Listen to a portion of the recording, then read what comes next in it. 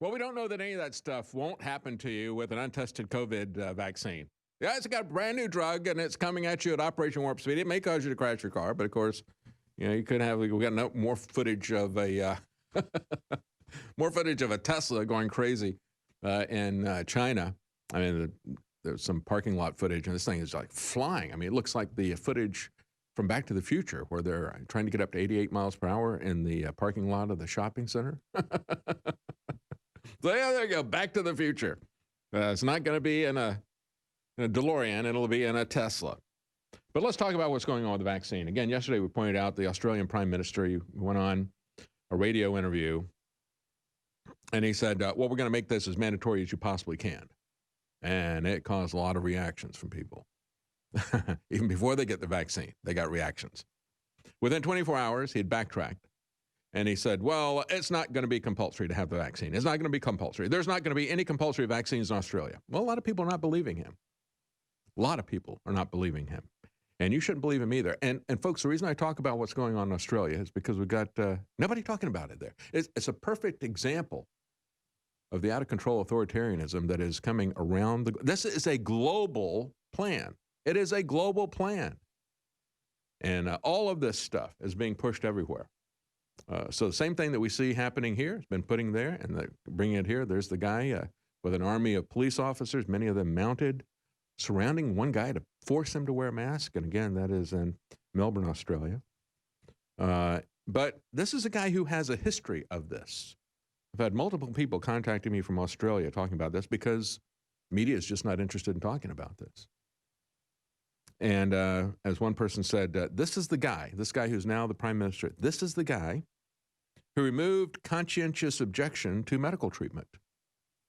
As a junior minister, he extended the government's, quote, no jab, no play into a no jab, no pay policy by withdrawing essential support from parents who refused to immunize their children. At this rate, he'd have us believe that the government not only knows better, but cares more for us, for our children, than we do, said John Mack, speaking from Victoria.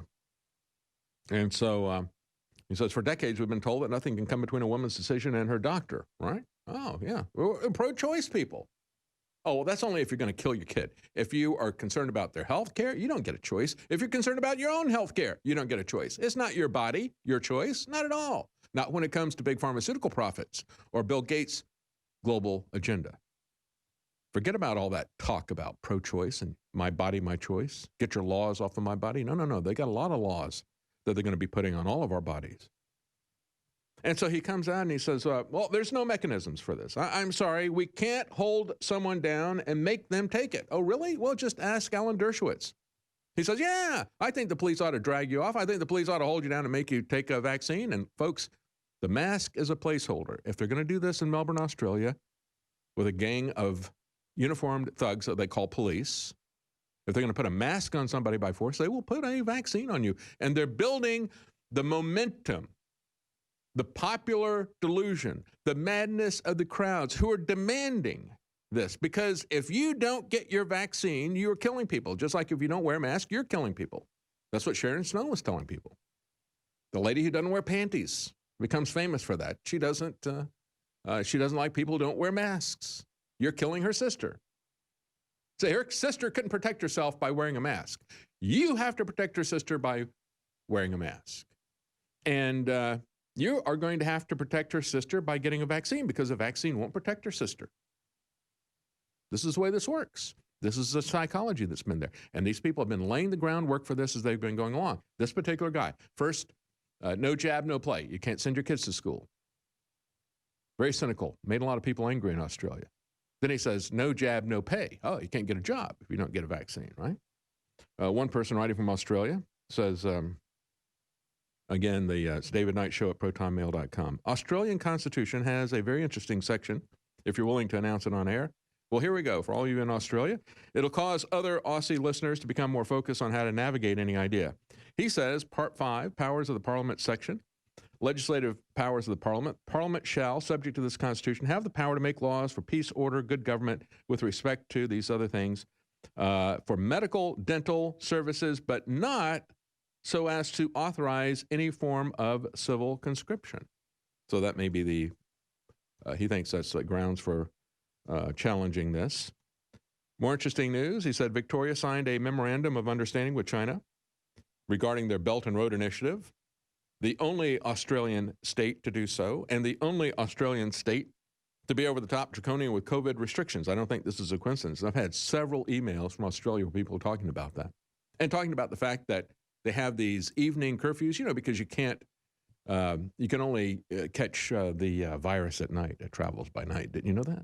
Oh, yeah. I think Fauci held a press conference about that with sunglasses on.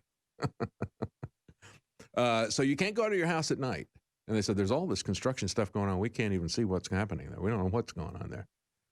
That's how distrustful the people have become of their government, and you should never trust government. And so this is coming from Ben. Thank you, Ben, for that information. As a matter of fact, the article that he linked to from The Guardian, people in Australia and other states of Australia are already questioning what's going on in Victoria. That's the Australian state within which Melbourne is the city where they have ramped this down so heavily. They said, what is it? What is this Belt and Road Initiative from China? And why is Victoria under fire for its involvement in it?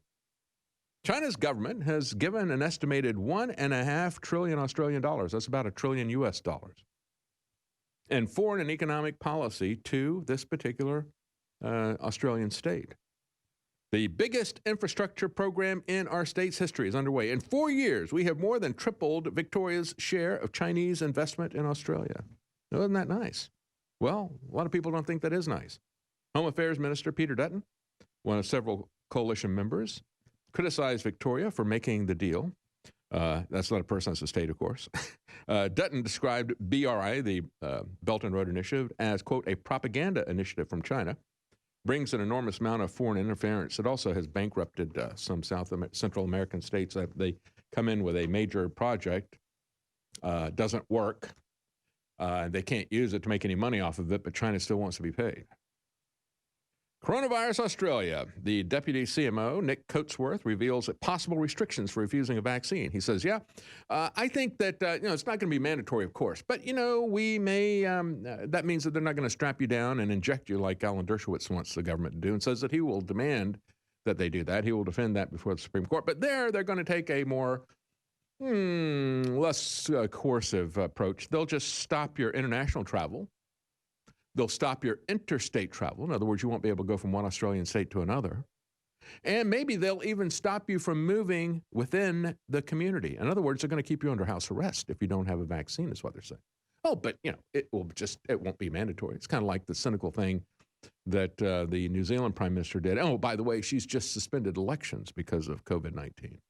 They had four people who came down with it in a city of 1.7, and now they're going to suspend the election. All right, we got to take a break. We're going to have Gerald Celente coming up with us. Folks, I just want to remind you real quickly about the specials that we've got at InfoWarsStore.com. We got storable food now back in stock on short order. And we have a lot of specials as part of our everyday essentials, up to 60% off.